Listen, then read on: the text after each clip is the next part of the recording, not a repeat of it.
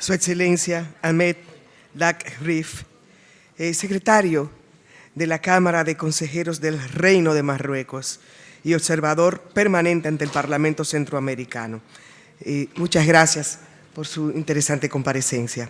Asumimos ahora este tema de mucha actualidad: transformación política en México, el triunfo del presidente Manuel López Obrador. La expositora, la distinguida licenciada Jacob Polemski, presidenta del Movimiento de Renovación Nacional, Morena. La recibimos con un caluroso aplauso.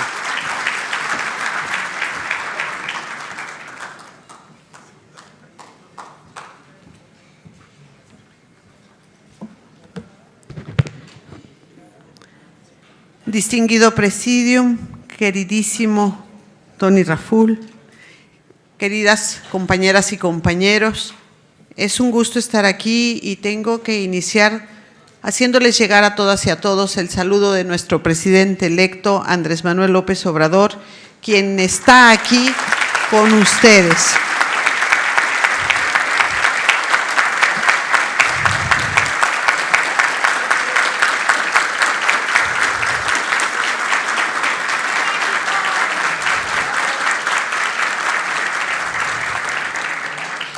Y bueno, yo quiero hacer algunas, aclarar algunos detallitos para que ustedes puedan entender de dónde venimos. Efectivamente, nuestro presidente electo fue inicialmente jefe de gobierno del Distrito Federal, donde hizo grandes transformaciones, extraordinarias transformaciones en el bien de toda la ciudad. Él es lo más alejado a lo que normalmente podrían hacer otros, decir, los que votaron por mí o los que son parte de mi grupo. Él es una persona convencida de que los derechos son universales y deben de garantizarse a todos y que cuando se llega al poder hay que gobernar para todos. En el 2006, efectivamente, fue nuestro candidato. Fue objeto de un terrible fraude que generó una situación muy delicada en México, de la que él se encargó en buscar tranquilizar, relajar todo para evitar que sucediera algo más. Y voy a decir que nos convertimos en un movimiento pacífico, un movimiento con valores, con principios, con ideales, apegados a los ideales democráticos. Y puedo decir que sí, nosotros estuvimos en ese movimiento esperando que nos diera respuesta el Instituto Electoral sobre este fraude, que no nos dieron, pero que en ese periodo que hubo ahí un momento de resistencia, no se rompió un solo vidrio, no se pintó una sola barda, no hubo un acto del que nos pudieran acusar de algo que fuera en contra de la ciudad. Y había muchísima gente, estamos hablando de que llegaron arriba de 1 millón de personas en esa manifestación. Entonces, hemos trabajado y participado. En 2010 se formó nuestro movimiento, nacimos como un movimiento. Este movimiento se llama Movimiento Regeneración Nacional. ¿Por qué regeneración? Porque dentro de nuestras tareas, una cosa que hacemos y que además nos gusta muchísimo hacer, es llevar un periódico que se llama Regeneración en recuerdo de los hermanos Flores Magón, que hacían este periódico y por el cual sufrieron muchas opresión, palizas y de todo, pero que era un periódico que podía llevar información y concientización a la gente. Nosotros, en recuerdo a ellos, hemos creado un periódico que entregamos en forma gratuita, que inicialmente lo hacíamos con aportaciones nuestras para poder sacar y lograr este periódico.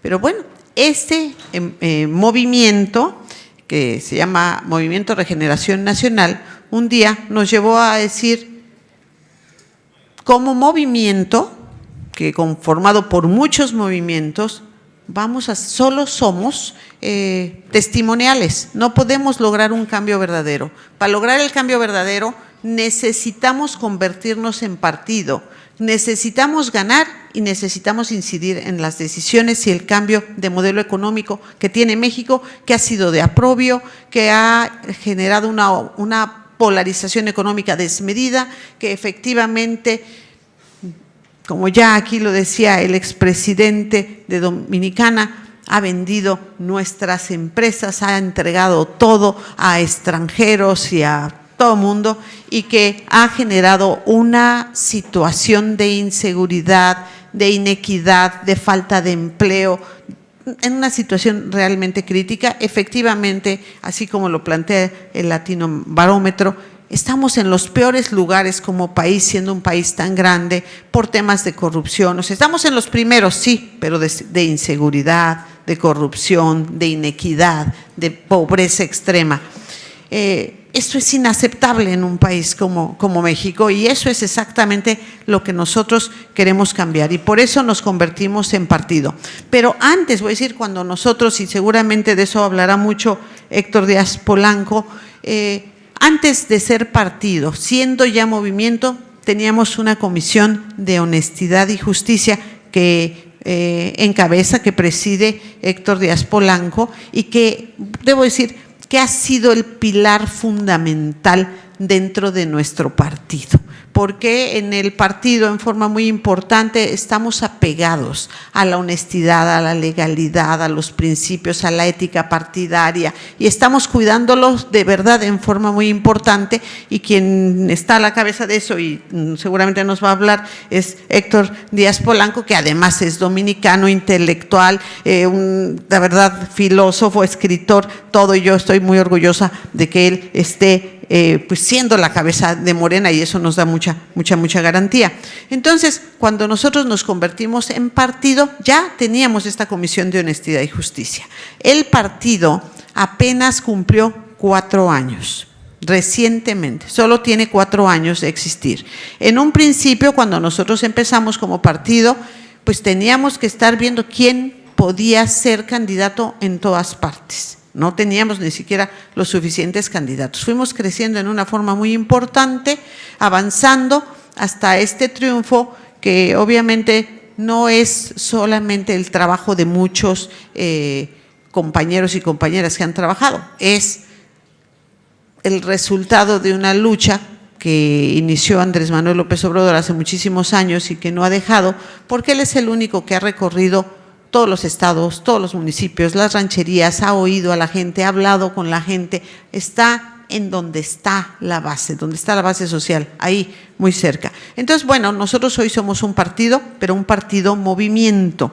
O sea, no hemos ni vamos a renunciar a los movimientos que conformaron a Morena, vamos a seguir enarbolando sus luchas, defendiendo sus causas, que son las nuestras, y vamos a hacer gobierno para que esto pueda realmente transformarse. Entonces, somos 2 cosas: un movimiento que se llama Movimiento Regeneración Nacional, y somos un partido que se llama Morena.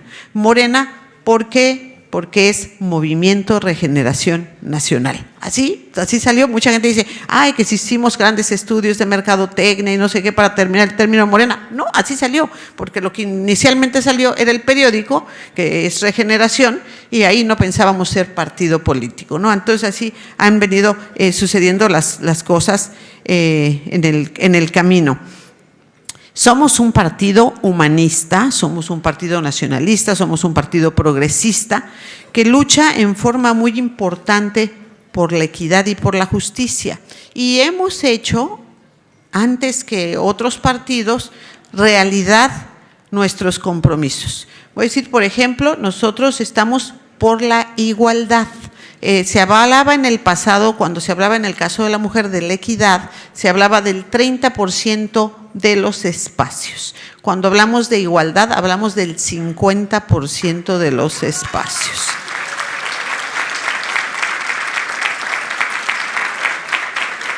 Y bueno, es algo maravilloso. Sí tenemos mujeres muy participativas en esta lucha, pero yo creo que tenemos hombres que son mucho más comprometidos con esta lucha. Héctor es uno de ellos, Andrés Manuel es otro. Andrés Manuel, desde que era jefe de gobierno, fíjense, porque hay que pensar en los compromisos internacionales. Los compromisos internacionales establecieron la equidad del 30%. Sin embargo, Andrés Manuel fue jefe de gobierno en el 2000 y en el 2000 él ya tenía más mujeres en su gabinete en el primer nivel que hombres, en el 2000, o sea, él iba adelante de todo esto. Y hemos sido los únicos en estos pocos veces que hemos participado en las elecciones, en esos 4 años, que hemos cumplido en tener la mitad de mujeres y la mitad de hombres en los espacios, en las candidaturas. Por ejemplo, en el caso del Senado, tuvimos que hacer un sorteo, porque ahí es por fórmula.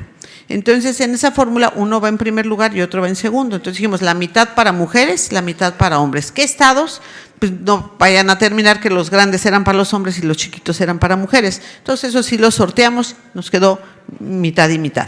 Entonces, es algo en lo que hemos comprometido y hemos cumplido. Y voy a decir, el caso ya llega a talos extremos que al rato va a tener que haber un equipo que pida equidad para los hombres, porque en el caso de Morena tenemos la presidenta del Consejo es mujer. Bueno, yo realmente soy secretaria general de Morena en funciones de presidente, porque el presidente se fue de candidato y quedó de presidente, entonces soy en funciones de presidente, pero realmente a mí me eligieron secretaria general. Pero cuando veíamos decíamos, pues nuestra candidata a jefa de gobierno, mujer, que hoy es nuestra jefa de gobierno electa, pero nuestra presidenta de consejo es mujer y entonces tenemos una gran cantidad de mujeres dentro de cargos muy importantes. Y también, voy a decir, grupos originarios. Somos los únicos como partido que, por ejemplo, en el Congreso que acaba de terminar, teníamos compañeras que eran representantes de grupos originarios.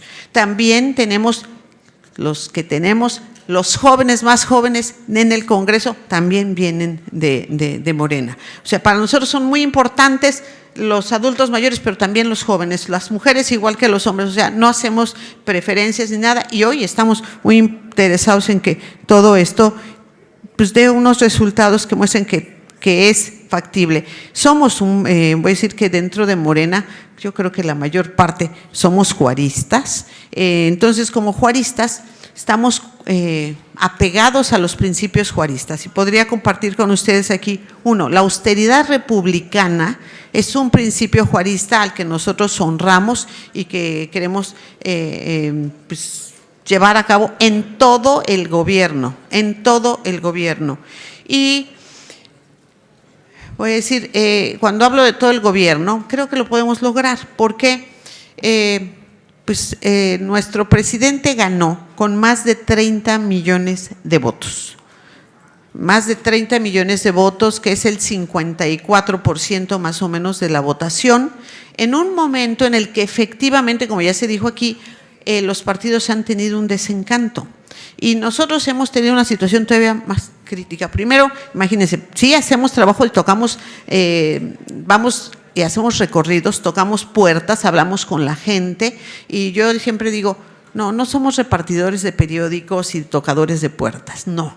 Nosotros vamos normalmente a despertar conciencias y a tocar corazones. Eso es lo que hacemos cuando vamos de puerta en puerta a entregar nuestro periódico, a platicar con la gente y a decirles que sean parte de un movimiento que tiene que cambiar al país.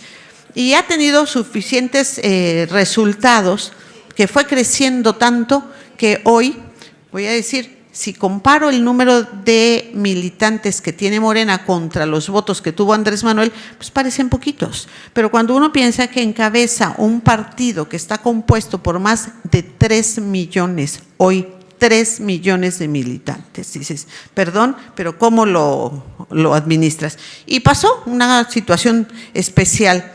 Después del triunfo de Andrés Manuel López Obrador, al día siguiente, se empezaron a afiliar o querer afiliar a Morena en una forma desmedida y anormal. Y además ya nos llegaban con que traían hasta organizados. Nosotros en nuestros estatutos establecemos que hay que crear comités para que se organicen en grupos que inicialmente habíamos dicho mínimo de 5, ahora decimos mínimo de 8. Yo creo que el número ideal es entre 10 y 15, que pueden hacer círculos de estudio, que pueden realmente organizarse, trabajar, hacer mil cosas. Y aparecían de repente de la nada, y eso sonó muy extraño, porque no es así de aparición simultánea.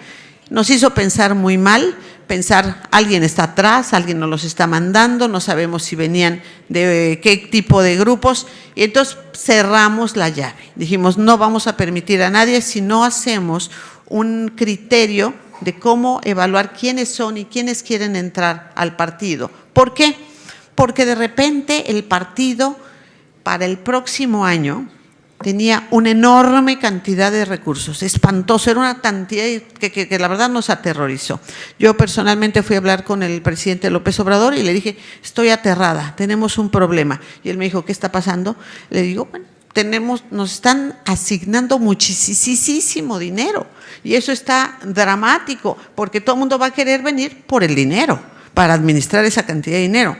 Entonces, él se rió así con esa risa que de repente tiene medio pícara y me dijo, ¿y qué propones? Y yo realmente mi propuesta es pues que hagamos una reforma de ley para que se le reduzca la cantidad de dinero, porque además es una demanda ciudadana y además es correcto que la cantidad de dinero que de repente anda en donde no tiene que estar se dedique a los programas sociales, a la educación, a la salud, a los temas de la infraestructura, tantas cosas que nos hacen falta.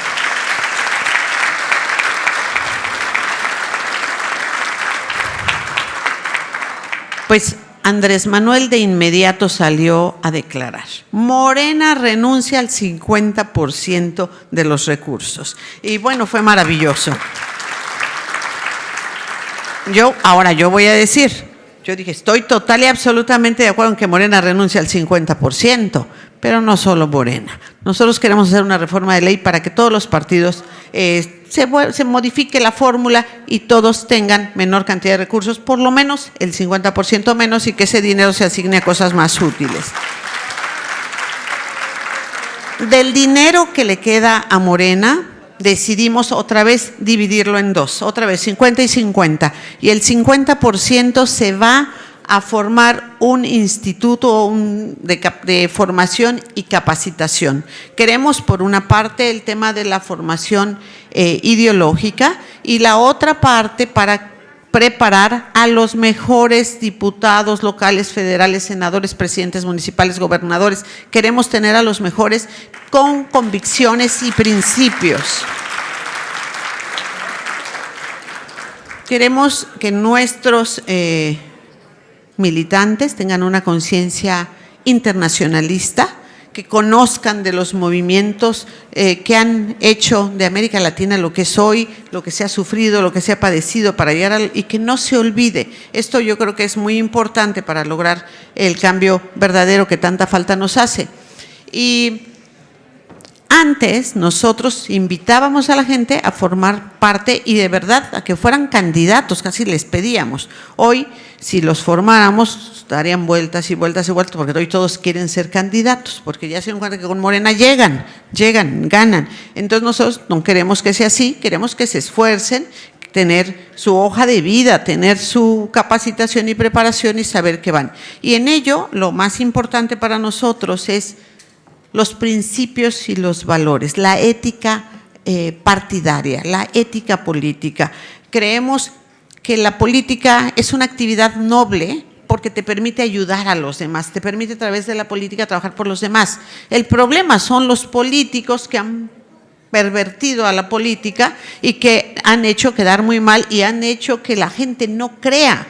Entonces nosotros queremos dignificar a la política y a los políticos y demostrar que se puede trabajar en forma honrada, en forma honesta, por los demás. Entonces lo que sí queremos que todos tengan muy claro es, miren, nosotros en la elección anterior, con los diputados y senadores, presidentes municipales que obtuvimos, les pedíamos que donaran el 50% de su sueldo, esto era además una prueba para ver el compromiso, para escuelas, no a Morena. A Morena no le daban un centavo, lo daban a universidades para que gente sin recursos pudiera estudiar.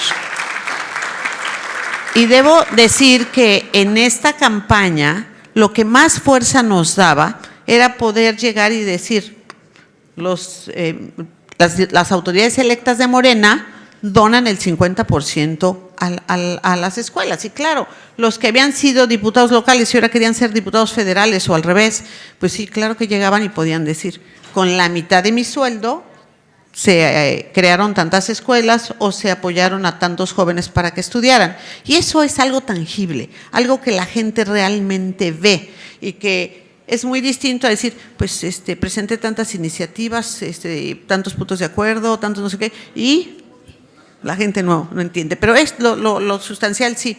Pero ahora hicimos una reforma de estatutos, porque está en nuestros estatutos, o sea, nosotros no engañamos a nadie ni tratamos de convencerlos a posteriori, sino que los estatutos establecían que las autoridades electas de Morena tenían que donar el 50% a las escuelas, no a Morena, sino donado directamente a las escuelas.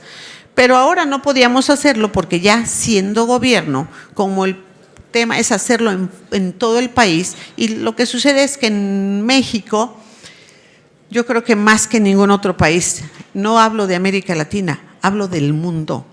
En México los salarios de los políticos son altísimos y la cantidad de gastos que se le da a los políticos son altísimos. O sea, el gasto es desmedido y la idea es racionalizar todos esos gastos, racionalizarlos realmente. Nosotros no luchamos para ganar solamente la presidencia de la República y la mayoría en los congresos federales y locales. No, nosotros estamos luchando por una verdadera transformación del país, del poder, de la forma de gobernar. Eso es lo que a nosotros nos mueve.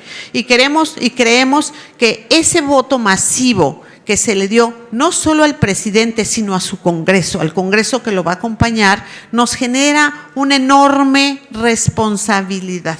Y esa responsabilidad la tenemos que cumplir con hechos, con resultados. Eso es lo que nosotros tenemos que hacer. Entonces, estamos haciendo una revisión de la Cámara de Diputados, de la Cámara de Senadores, de los congresos locales, y como tenemos una mayoría, creemos que vamos a lograrlo, nos hacen falta unos cuantos votos, pero creemos que van a sumar, porque imagínense cómo va a quedar que nosotros metamos una iniciativa para reducir los dineros que le llegan a los partidos y que algún partido vote en contra. Pues yo creo que termina de perder los votos que le quedan, porque yo voy a salir a decirlo, por supuesto, con tanto detalle que alguien se está negando a hacer algo que el pueblo que está solicitando, está pidiendo.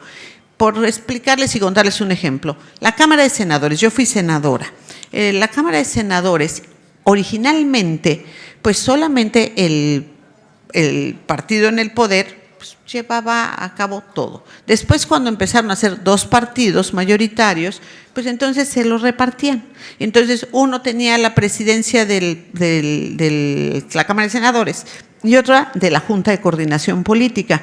Cuando aparece una tercera fuerza ya en tercios, entonces crearon nuevas instituciones dentro del Senado para que cada uno tenga su parte, y entonces cada uno tenía presupuesto, o tiene hasta este momento, mientras no lo modifiquemos, cada uno tiene su presupuesto, cada uno puede contratar a una gran cantidad de gente y es una locura. Nada más por comentarles que el Senado de México tiene 128 senadores.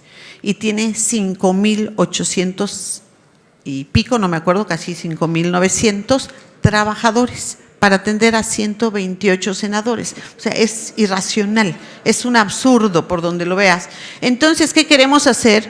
Algo que no sea cómo compartimos el poder, cómo lo resolvemos y cómo todos votan a favor de lo que se quiera. Entonces, esos tipos de cosas son las que queremos hacer. Luego, obviamente, si la Secretaría de Hacienda quiere que le aprueben algo, entonces llega con la Cámara de Senadores o la Cámara de Diputados y pues les aprueba más recursos y entonces le votan lo que quieren. Entonces se han ido haciendo de una cantidad de dinero desmedida. Mientras nosotros tenemos problemas que, por ejemplo, nuestra universidad, la Universidad Nacional Autónoma de México, solo recibe al 9% de los que solicitan ingresar. No porque tengan malas calificaciones, a lo mejor sí, se hace un examen y entran los que pasaron con 100, con 99, 98, 97, ya no, 96, ya, los demás no. ¿Por qué? Porque solo puede recibir al 9%, porque no tiene el presupuesto para abrir el espacio que se requiere. Entonces, hoy no tenemos garantizada la educación para todos los mexicanos a nivel universitario, y voy a decir que limitada en casos de las preparatorias. No tenemos garantizadas los temas de salud para todos los mexicanos y estamos en el compromiso de hacer la salud universal, del vientre a la tumba, con todos los tratamientos, con todos los medicamentos, todo lo que se requiera. Y voy a decir porque, es que si son no sé qué o no sé cuánto. No, los países más desarrollados del mundo tienen salud universal garantizada. Y voy a decir, si hablamos de Europa, España, Italia, Alemania, Francia, Inglaterra, si vamos a Canadá. Entonces, no es que, populistas y todo lo que nos quieran decir. No, eso es un derecho humano de justicia básica, garantizar la salud universal. Garantizar también en este momento en México una pensión a adultos mayores también es un tema mínimamente humano. Voy a decir,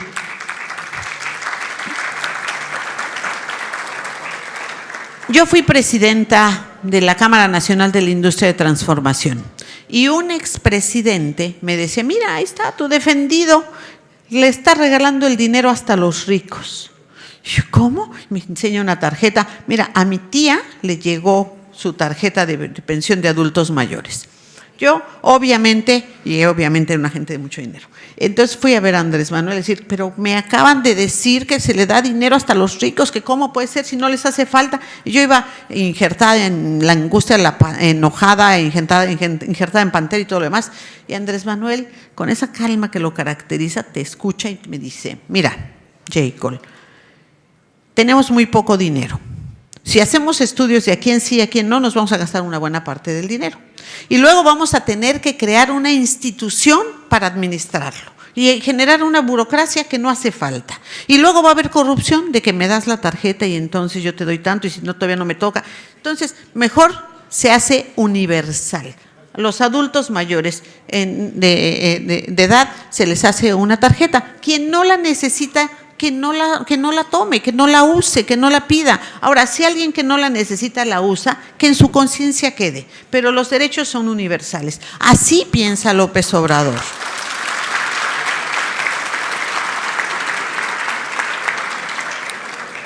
Entonces, yo sé que ahora vamos a hacer lo mismo y es la forma más simple y más sencilla. No si eran de Morena o no eran de Morena, o si votaron o no votaron, o eran la oposición. No, es para todos. Se está comprometiendo, obviamente, a generar esta pensión alimenticia a adultos mayores en el mismo esquema que la dejó él hecha por ley a la Ciudad de México, pero ahora para todo el país. También se está garantizando para los jóvenes que tengan acceso a las escuelas, y ahora vamos por un proyecto de 100 universidades que nos hacen falta, espacios para que todos los jóvenes estudien en forma gratuita y con calidad. Y después, cuando estén estudiando, sea universidad o sea carrera técnica, y ya estén en edad de trabajar, se está llegando a los acuerdos con las empresas de que las empresas les den espacio para capacitarse. El sueldo lo va a pagar el gobierno federal, el tiempo que dura la capacitación, que puede ser 3 meses, 4 meses, 6 meses, para que no exista la excusa de que no te contrato porque no tienes experiencia y no tienes experiencia porque no te contrato. Entonces están llevando a cabo pactos, acuerdos que beneficien al país y estamos considerando que si hay oportunidades para todos y si se pueden generar, Andrés es muy claro, que la economía, los empleos, lo generan las empresas. ¿Qué necesitan las empresas? Condiciones para invertir.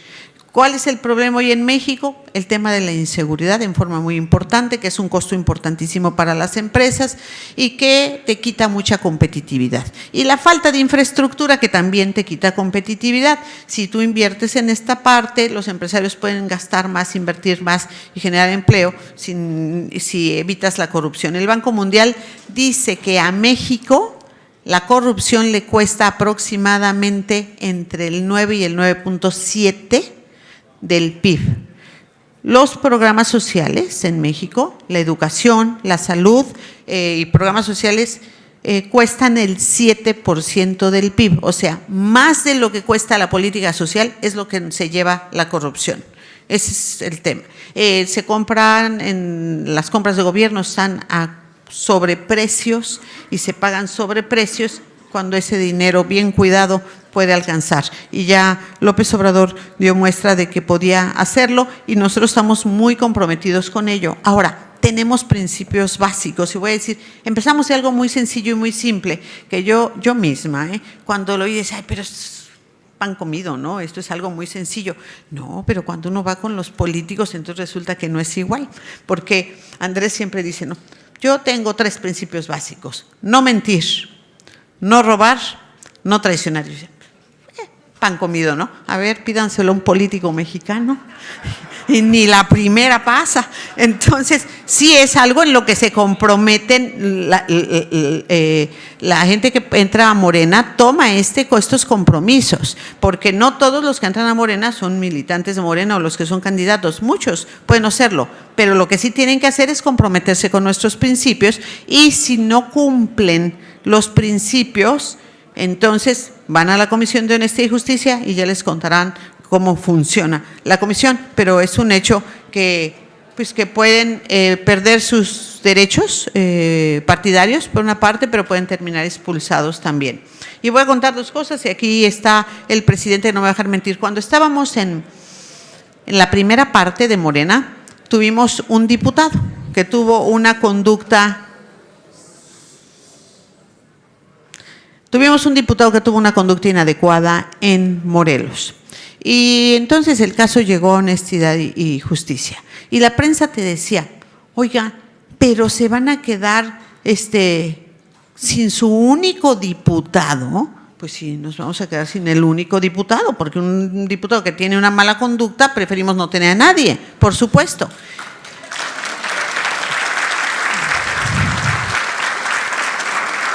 Y ahora, hace poco, recién les entregaban sus constancias de mayoría, una senadora del norte del país sale a festejar en forma absolutamente inadecuada. Entonces, trae todos los letreros de Morena atrás, botella de champaña, y entonces ella dice, tengo permiso de licenciado. Pues, mentira, ¿no? Primer caso. Luego, faltó a los principios, o sea, traicionó los principios además, pero hizo una cantidad de cosas. Entonces, pues otra vez, caso que sí va a Honestidad y Justicia. Y la prensa te pregunta, oiga, pero le van a quitar la senaduría, ¿verdad? No, nosotros no podemos quitarle la senaduría. Esa es como persona, ella la ganó, nosotros no la podemos quitar. Nosotros la podemos quitar de Morena, pero no la podemos quitar, no podemos quitar la senaduría. Y van a perder una senaduría. Imagínense, si cuando teníamos un solo diputado en un estado lo perdimos, imagínense ahorita. Entonces dije, claro, vamos a perder tantos diputados, senadores, presidentes municipales, gobernadores, lo que sea. Lo que no vamos a perder en este partido son los principios, los valores, la ética y las razones por las que luchamos.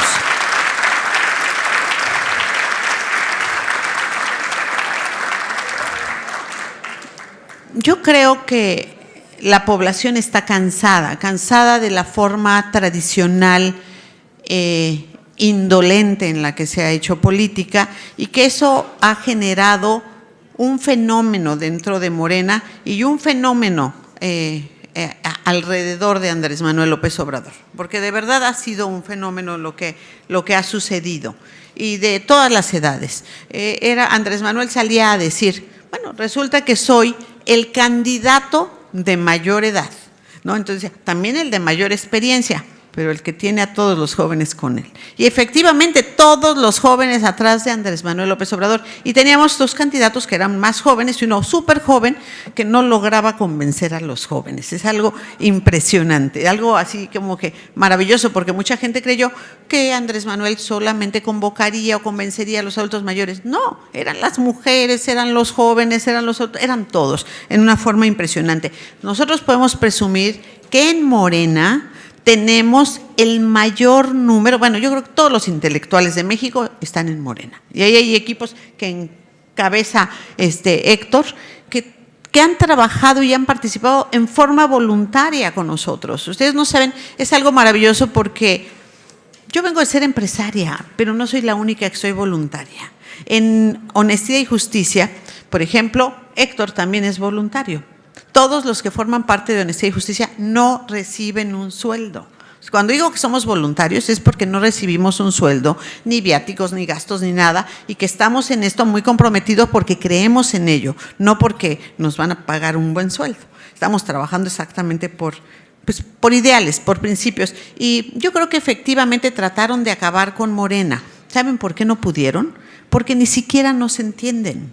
Ellos no pueden entender que en este proyecto existe un conjunto de idealistas, soñadores, que creen en las utopías, que están decididos a defenderlas, que defendemos a los demás, que nos peleamos, que estamos dispuestos a hacer todo por el bien de los demás. Entonces, es muy difícil que puedan hacer algo con nosotros porque ni siquiera nos pueden captar. Y voy a decir, soy martiana, y entonces a menudo pues no puedo evitar hablar de Martí. José Martí decía que hacer es la mejor manera de decir. Y yo creo que Andrés Manuel ha sido con hechos, ha sido con el hacer diario que ha convencido a la gente. Lo han investigado, pues no hay un político más investigado en el mundo que Andrés Manuel López Obrador. No le han encontrado una falla, una falta, un acto de corrupción, nada, absolutamente nada. Es alguien de quien podemos hablar sin peligro, sin angustia de que no le vayan a encontrar y entonces qué papelón voy a hacer. No, puedo hablar tremendamente. Se hicieron unos foros que una de las principales televisoras de México nos invitaba a los presidentes a debatir.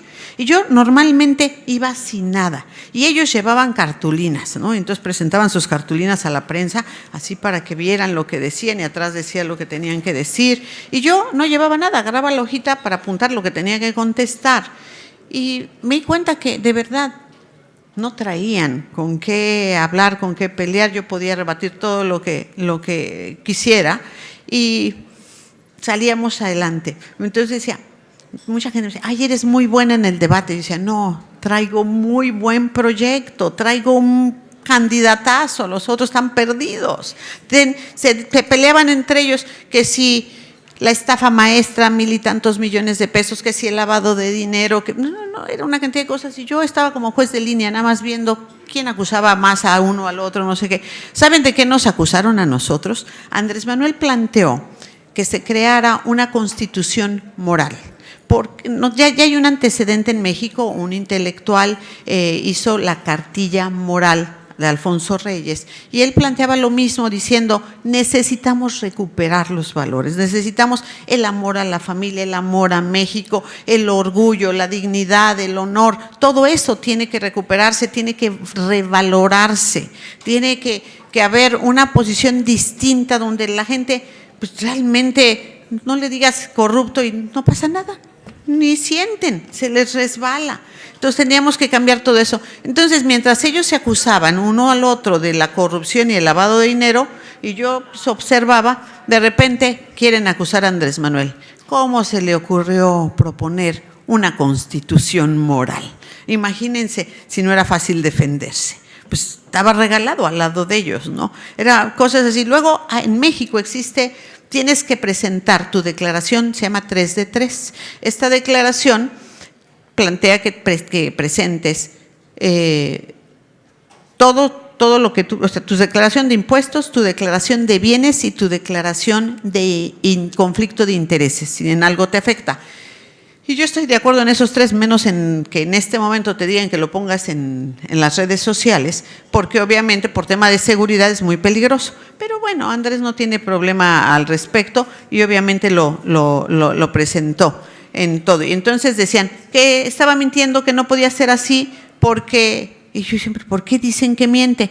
Porque no puede ser que haya alguien que no tenga tarjeta de crédito. Y bueno, en este país, más de la mitad de la población no tiene tarjeta. Pero ¿cómo no tiene cuenta de inversión? Pues no tiene cuenta de inversión. Entonces era un tema, de verdad, cuando los oías, te dabas cuenta lo lejanos que estaban de entender o de conocer al país. Bueno, uno de los candidatos hasta hacía anuncios en inglés y en francés para que vieran qué buena pronunciación tenía. De ese tamaño. Entonces, bueno, yo espero que un día el doctor Díaz Polanco escriba todo lo que hemos vivido, porque en verdad han sido casos muy, muy interesantes. Y fue de verdad muy gratificante todo lo que sucedió y la forma en la que la gente se volcó. Una vez me dije, en el segundo debate presidencial me dijo el presidente del INE, oye, Morena no está presentando sus declaraciones. ¿Cómo? Y por fiscalización te ponen unas multas tremendas y nosotros estábamos aterrorizados y sí teníamos contadores y habíamos decidido no gastar en nada, pero en eso sí. Entonces, bueno, yo le dije, no puede ser, discutíamos, él decía que sí, bueno, dame una cita para que vayan a ver. Yo regreso, hablo con el encargado del área de cuentas de Morena, y le digo, Alejandro, que no has presentado las declaraciones, que no has subido para fiscalización. No, todo está subido. No, me dijo, no. Bueno, pues yo ya les arreglé una cita para que vayan ustedes y aclaren. Nos ofrecieron disculpas y lo que nos dijeron es que lo que no imaginaban es que estábamos gastando tan poco, que era tan poco lo que gastábamos que creían que no estábamos subiendo la información. Realmente estábamos gastando poco en todo este tema. Luego nos hicieron una investigación para ver si mandábamos a hacer camisetas y todas estas cosas que se regalan en las campañas. Porque dijeron, de alguna manera se deben estar gastando el dinero o deben estar haciendo algo. Nosotros gastamos menos del 45% de lo que teníamos autorizado gastar, siendo un partido chiquito. Los otros gastaron de lo que tenían autorizado gastar, que era muchísimo. En un caso creo que era el 80 y tantos y el otro era pues, más cercano al 100, ¿no? Entonces había diferencias en los gastos. Y hubo un grupo de jóvenes que se acercaron y me dijeron, Jacob, ellos no me acuerdo si me decían presidenta, no sé cómo, pero se acercaron para decirme que habían hecho unos diseños de camisetas para que, yo le dije, pero nosotros no gastamos en camisetas. No, para que lo suba a las redes y la gente se pueda hacer sus camisetas y entonces tengan para todos los gustos. Y yo honestamente pensé, ¿eso quién va a andar haciéndose su camiseta? Eso es una locura, no puede ser, pero por cortesía eran tan entusiastas estos jóvenes que yo le dije, está bien, vamos a subir un tweet y entonces con las camisetas puestas y lo comentamos y ponemos la página para quien quiera baje sus camisetas y las imprima solos. Me llevé la tremenda sorpresa porque me encontraba jóvenes por todos lados con esas camisetas, con toda la variedad. En verdad se hizo un movimiento que ellos le llamaron, también me lo regalaron, que dice AMLove. Pero entonces empezaron el movimiento ese de los AMLO lovers o los AMLovers y era algo impresionante. Esta que traigo aquí también me la regalaron, pero eso lo hizo la gente. Entonces también investigaron lo de las camisetas y encontraron y dijeron que somos el único partido que efectivamente compra sus propias camisetas, nuestra militancia, porque ni eso les regalamos, ni eso les damos. Es algo así muy especial. Luego Andrés Manuel también planteó un día, vamos a firmar acuerdos de unidad. Y vamos a firmar acuerdos de unidad, íbamos a cada estado e invitábamos a la gente que quisiera trabajar por el bien de México y la transformación, el cambio verdadero. La cantidad de gente que subía era impresionante. Gente de otros partidos, intelectuales, jóvenes, sociedad civil, de todos lados, llegaban y firmaban. Y entonces Andrés Manuel decía, somos un partido abierto, bienvenidos todos los que quieran luchar con nosotros, y así hemos ido al respecto. Y claro, lo único que sí podemos decir, muy claro, estamos en contra del neoliberalismo, al 100%, nos ha hecho demasiado daño.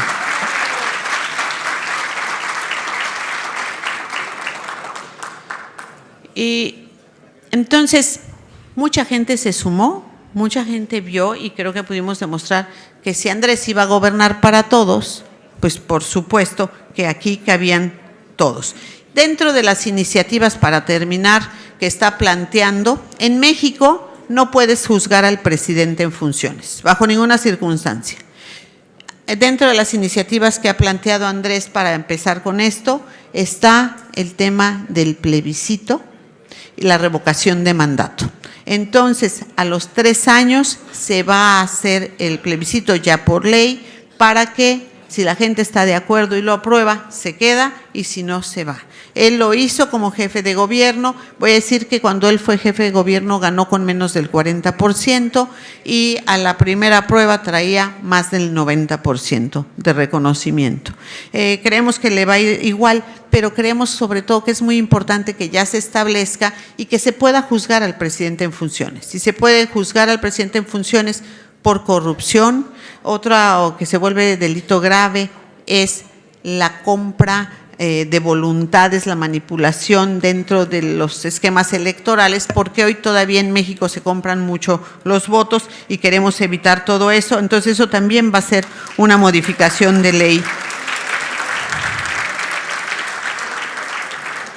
Entonces, pues estamos convencidos de luchar sin tregua en contra de la corrupción, de trabajar en una forma austera. Nosotros estamos marcando una diferencia muy importante. Los políticos se suelen llamar funcionarios públicos. Para nosotros hay mucha diferencia. No queremos que se llamen funcionarios públicos, queremos que se llamen servidores públicos, que estén comprometidos en servir a la sociedad, al pueblo, para que las cosas funcionen en una forma distinta. Nosotros, voy a decir, yo traigo aquí mis estatutos que siempre los traigo en la bolsa y que siempre recomiendo a nuestros compañeros que lo lean porque viene ¿por qué luchamos? Porque aquí están las cosas más sencillas y más básicas de lo que hacemos. Y aquí hay una frase que me encanta y que le decía hace un momentito Héctor que me la marcara, que dice que nosotros asumimos que el poder solo tiene sentido y se convierte en virtud cuando se pone al servicio de los demás. Nosotros eso queremos, que el poder se ponga al servicio de los demás, hacer un gobierno del pueblo, con el pueblo y para el pueblo. Eso queremos la democracia participativa en forma importante, queremos una nueva forma y vamos a revisar todas y cada una de las dependencias, quitar todo lo que no haga falta, pasar el dinero a donde sí hace mucha falta y que pues cuando termine Andrés Manuel López Obrador de ser presidente, México sea otro y ya estemos garantizados que las cosas van a cambiar. Muchísimas gracias.